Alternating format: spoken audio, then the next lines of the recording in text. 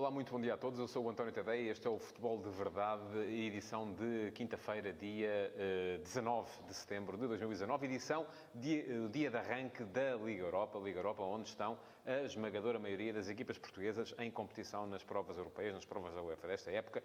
São 4 das 5. Vamos ter Flóculo Porto, vamos ter Sporting, vamos ter Vitória Sport Clube, vamos ter Sporting Clube Braga. Portanto, é muita gente do universo futebolístico português a entrar em ação no mesmo dia, o que tem as suas condicionantes, vai empurrar a maior parte da jornada do próximo fim de semana da Liga, como vai acontecer quase sempre nas semanas seguintes às competições europeias, para domingo e segunda-feira, mas ao mesmo tempo também é um dia daqueles, não é uma quarta-feira europeia à antiga, mas é uma quinta-feira europeia, semelhante àquilo que eram as quartas-feiras europeias à antiga, com muita gente a entrar em campo. Já lá vamos falar das equipas todas portuguesas que vão jogar, dos seus adversários, tentar perceber quem é que tem mais dificuldades, quem é que tem mais facilidades, se é que isso ainda pode acontecer, e qual é a importância destes jogos da primeira jornada para as 4 equipas portuguesas presentes. Antes, não tenho que vos dizer isto, não se esqueçam que podem enviar perguntas, quem estiver a ver em direto no Facebook, podem enviar perguntas para a caixa de comentários e a equipa que produz este Futebol de Verdade vai selecionar a melhor pergunta para que no final eu possa tentar responder às vossas dúvidas. Mas pronto, vamos então já começar com a Liga Europa e começar pelo Flóculo Porto, que é a única equipa das 4 equipas portuguesas que joga em casa, vai receber o Young Boys. O Young Boys foi campeão da Suíça, uma equipa que conseguiu desafiar aquilo que é o reinado, que vinha sendo o reinado habitual do FC Basel, que ganhava quase sempre os campeonatos suíços e ganhou o campeonato com uma vantagem ainda assim muito apreciável. Uma equipa que ainda não perdeu jogos esta época, apesar de ter sido afastada das pré-eliminatórias da Liga dos Campeões, acabou por não conseguir aceder à fase de grupo, mas é uma equipa que, tal como o Flóculo Porto, vem dessa elite que discutiu o acesso à Champions. Não conseguiu chegar lá, tal como o Porto também não chegou. Parece este, a partir de um jogo acessível para o Porto, até por ser um jogo em casa, um jogo que o Flóculo Porto tem, não vou dizer a obrigação, mas tem grandes hipóteses de vencer, mas atenção, não se deixem iludir pelas facilidades, porque este Young Boys não é tão fraco assim como pode fazer crer o facto de vir da Suíça. Aliás, se bem se lembram, na última vez que esteve um campeão suíço a jogar em Portugal, foi o Basel a jogar no Estádio da Luz contra o Benfica e ganhou num jogo da Liga dos Campeões, naquele ano em que o Benfica conseguiu essa proeza extraordinária de perder todos os jogos da fase de grupo da Champions. Portanto, cuidados para o Porto.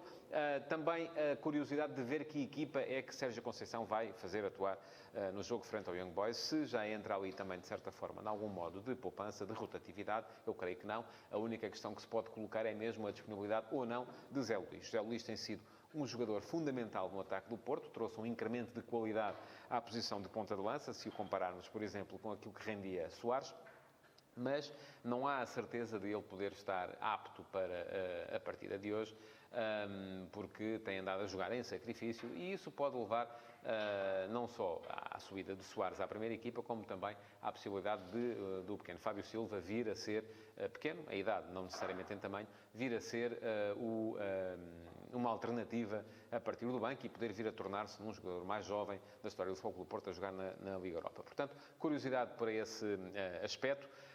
Curiosidade também para ver se Sérgio Conceição mantém a aposta em Otávio, que aparentemente já terá ganho o lugar que era dele e que no início da época foi de Romário Baró.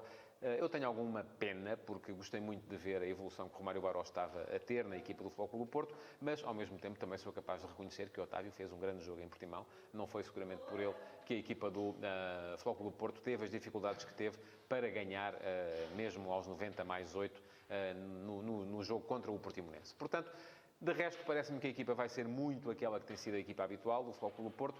O segredo vai ser compromisso, intensidade, porque qualidade parece-me que a equipa do Porto tem mais do que esta equipa do Young Boys, e é muito importante que o Porto ganhe, porque joga em casa, precisamente. E já se sabe que nestas fases de grupos, aquilo que é fundamental para se seguir em frente é sempre, pelo menos, ganhar os 3 jogos em casa. E depois, somar alguma coisa nos jogos fora, e aí o Porto vai ter também, com certeza, a hipótese de o fazer em algumas partidas. A jogar fora estarão Sporting, Vitória Sport Clube e Sporting Clube Braga. Vamos começar pelos jogos das 17h55, que é um horário que não é muito convidativo para si, que está com certeza a trabalhar, porque a essa hora ainda está ou no emprego ou a caminho de casa, mas a UEFA rege-se muito por aquilo que são os horários da Europa Central, e na Europa Central é uma hora mais tarde e, portanto, torna-se mais convidativa, além de que é importante espaçar os jogos, não os colocar todos à mesma hora, para que os operadores televisivos também possam transmitir 2 jogos, um às 17h55, outro às 20 horas. Portanto, Sporting fora com o PSV Eindhoven, olha-se para aquilo que foi o sorteio de calendário da equipa do Sporting e pode dizer-se 2 coisas, ou que teve sorte ou que teve azar. E eu já vou explicar. Teve sorte porque apanha com a equipa mais forte do grupo, o PSV, que soma por vitórias os últimos 5 jogos, que segue na frente do campeonato holandês, a par do Ajax, que tem uma equipa muito, muito forte. Mas apanha o Sporting com este PSV a jogar fora ainda por cima, logo na primeira jornada e no momento em que está à procura de identidade. O Sporting mudou de treinador, tem o Lionel Pontes a tentar ainda explicar aos jogadores aquilo que quer de diferente relativamente àquilo que queria Marcel Keizer. E, portanto, esta não é uma altura ideal para apanhar um adversário muito complicado, o que pode significar, ao mesmo tempo, como disse, sorte e azar. Sorte porque o jogo é fora e, portanto, a obrigação do Sporting não é ganhá-lo. Azar seria se apanhasse este PSV em casa, nesta altura, e uma altura complicada para o Sporting, podia complicar as contas do grupo. Azar por apanhar este adversário nesta altura, em que ainda não se sabe muito bem aquilo que vai ser o futebol do Sporting. E o futebol do Sporting também está muito dependente da presença de jogadores que ou ainda não estão integrados, casos de Bolasie, de Rezé, de Fernando, ou estão com problemas físicos, casos de Luís Filipe e Vieto, todos no ataque, já viram? É uma coisa curiosa, porque no ataque o Sporting está a funcionar muito à base de remendos, já foi assim no jogo do Bessa, vai voltar a ser assim hoje em Eindhoven, onde, aliás, basta olhar para os jornais de hoje e não há quem aponte o mesmo trio de ataque, ou até há a hipótese de o Sporting se apresentar em 4-4-2 losango, o que seria uma inovação relativamente àquilo que vem sendo o ataque do Sporting nos últimos 2-3 anos. Eu não vou arriscar aqui uma equipa, não sei o que é que vai na cabeça de Lionel Pontes. Acredito na possibilidade, já o disse, de com trabalho o Sporting poder vir a impor o tal ataque móvel, o tal ataque com 3 homens, sem posições fixas, sem referências fixas, como acredito também na possibilidade do Sporting jogar no tal 4-4-2 losango, um sistema que é exigente, mas que proporciona logo à partida uma boa ocupação do corredor central, o que é bom, mas depois fará pouco sentido, tendo em conta a quantidade de extremos que o Sporting tem no plantel e que ficaria um bocadinho fora da caixa naquilo que era o sistema preferido ou predileto da equipa do Sporting. Portanto, veremos mais logo como é que vai ser. Há a curiosidade de poder estar Pedro Mendes, o tal goleador do Sub-23, que não foi inscrito na Liga, mas que pôde ser inscrito na Liga Europa, porque aparece a partir da tal lista de jogadores mais jovens e formados localmente. Há a curiosidade também de perceber se volta Vieto, a curiosidade de perceber se Bolasie vai manter as boas indicações que tinha dado no jogo do Bessa e se, ao mesmo tempo, Plata pode jogar, se melhora também o rendimento, que não foi bom no jogo contra o Boa Vista. Tudo uma série de curiosidades que tornam este jogo do Sporting frente ao PSV um jogo curioso de ver, com certeza, sobretudo se for adepto leonino.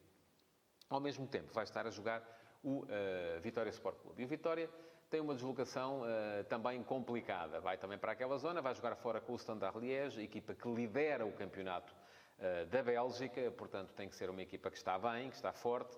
Perdeu um jogo, foi com o Anderlecht, o que não é necessariamente bom, porque o Anderlecht também está um bocadinho pelas ruas da amargura e está muito mal colocado na tabela do campeonato da Bélgica, mas é uma equipa que é forte e aquilo que conta sobretudo é aquilo que é a falta de capacidade demonstrada pelo Vitória nos últimos anos nas competições europeias. O Vitória tem alternado anos em que está presente com anos em que não está presente e isso, já se sabe, não facilita nada a capacidade de uma equipa para impor o seu nome e para impor o respeito nos jogos contra equipas que estão mais habitualmente nas provas. E depois também, nos anos em que tem estado presente, tem esbarrado com dificuldades. Eu recordo-me uma presença recente na fase de grupos da Liga dos Campeões, da Liga na Europa, onde o Vitória, de facto, não conseguiu passar esta primeira fase. Não é fácil. A equipa do Vitória também está a tentar cimentar o seu futebol. É uma equipa com um projeto futebolístico no qual eu acredito, e Vieira trouxe muita solidez à equipa.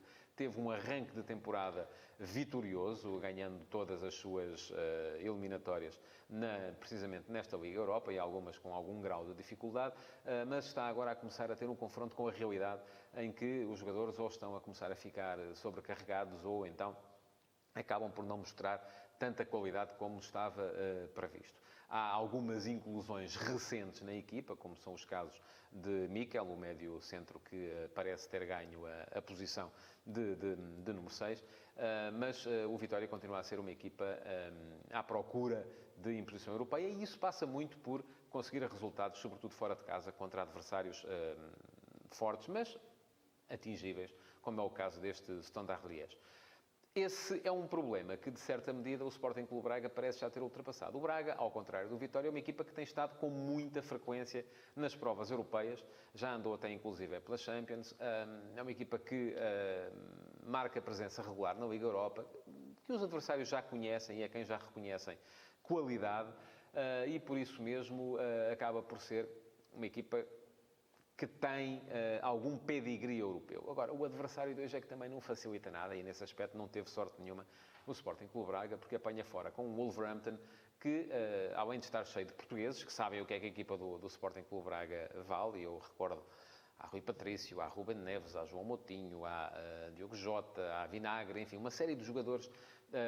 Há também Jiménez, que não sendo português, conhece bem o campeonato português, porque jogou no Benfica. Portanto, há uma série de jogadores que sabem perfeitamente aquilo que vão ter pela frente.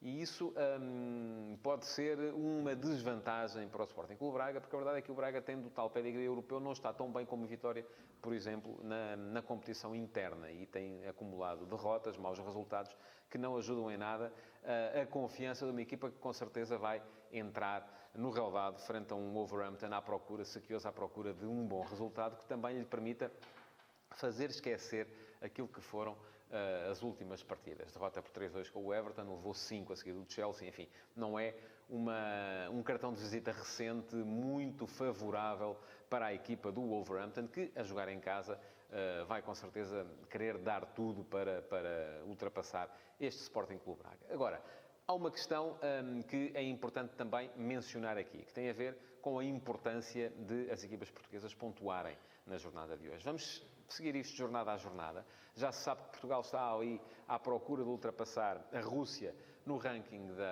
da UEFA, e que, se o conseguir, daqui a 2 anos vai voltar a ter mais uma equipa na Liga dos Campeões. Já festejamos aqui todos o facto de a Rússia ter tido várias eliminações. A Rússia tem neste momento 3 equipas em prova, mas continua a dividir por 6 os pontos que for fazendo, enquanto Portugal tem em prova as 5 equipas que funcionam também como divisor. Portanto, à partida, a realidade é muito favorável a Portugal. Só que há aqui um aspecto que é importante reter. Enquanto o Benfica perdeu o seu jogo na Liga dos Campeões em casa contra o RB Leipzig, as 2 equipas russas a jogar fora também, uma ganhou, que foi o caso do Lokomotiv de Moscovo, grande surpresa da noite de ontem na Champions, ao ganhar fora ao Eintracht de Frankfurt, e a outra empatou. Também a mim me surpreendeu o facto do Zenit ter conseguido ir empatar a França com o Lyon. Isto quer dizer o quê?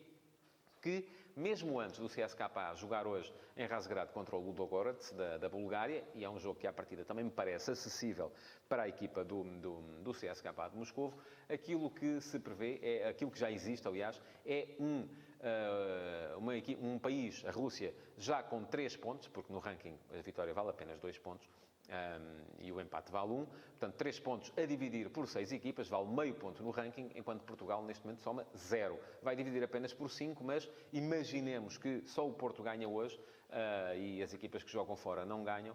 Portugal ficaria em desvantagem face à Rússia, fosse qual fosse o resultado do CSKA nesta jornada. É importante, portanto, que as equipas que vão jogar fora pontuem, que haja pelo menos 2 empates, uma vitória, enfim, aquilo que for possível, para que Portugal possa continuar a recuperar pontos à Rússia no ranking da UEFA. E pronto, vamos passar então à pergunta do dia. Vamos ver o que é que temos aqui para responder. E pergunta-me o Marco Semblano. Olá, bom dia, Marco. Quais são as reais hipóteses do Futebol Clube Porto ganhar a Liga Europa? Olha, eu acho que as equipas portuguesas têm sempre a hipótese de ganhar uma competição como a Liga Europa. O Futebol Clube Porto foi a última equipa a ganhá-la. O Benfica esteve em 2 finais. Entretanto, eram equipas que eram muito fortes no contexto nacional. Se formos lembrar-nos daquilo que jogava esse Futebol Clube Porto de André Vilas-Boas e daquilo que jogavam depois as equipas do Benfica de Jorge Jesus, eram equipas que eram hegemónicas nacionalmente e que conseguiam, ao mesmo tempo, explanar esse futebol também nos relevados por essa Europa fora, porque tinham excelentes, extraordinários jogadores. Basta ir olhar para aquilo que eram os plantéis. Portanto, olhando para aquilo que é o plantel do Futebol Clube do Porto deste ano e comparando com aquilo que era o plantel do Futebol Clube do Porto no ano de 2010, 2011, quando o Porto ganhou a Liga Europa, ou aquilo que eram os plantéis do Benfica nos anos em que chegou à final e perdeu, com o Sevilha e com o Chelsea, aquilo que me parece é que este plantel do Futebol Clube do Porto é mais fraco. Agora, isso não quer dizer que o Porto não possa, com certeza, ganhar a Liga Europa, como acredito que qualquer equipa portuguesa, o Braga, no ano em que o Porto ganhou a última vez, também esteve na final. Qualquer equipa portuguesa pode fazer uma extraordinária carreira nesta competição, que é uma competição onde não estão, logo à partida, muitos dos grandes papões do futebol europeu. Ainda lá estão alguns, e só olhando para o contingente inglês, percebe-se que lá está o Manchester United e que lá está também o Arsenal, e são duas equipas que também são, naturalmente, como há outras, grandes candidatos à vitória nesta competição. Portanto, é jogo a jogo.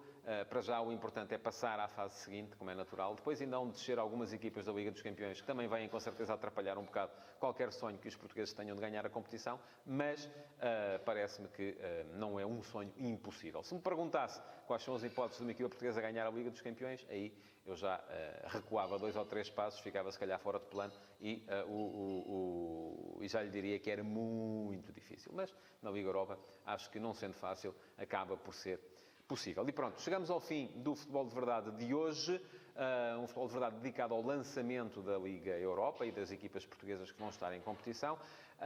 Quero agradecer-vos por terem estado desse lado. Quero pedir-vos que reajam, que partilhem, que comentem, que ponham like e também que sigam o link que está nesta publicação de Facebook para poderem subscrever o podcast do Futebol de Verdade, porque para nós é muito importante também que o podcast acabe por ter alguma implantação entre os espectadores / ouvintes deste programa. Muito obrigado então e até amanhã.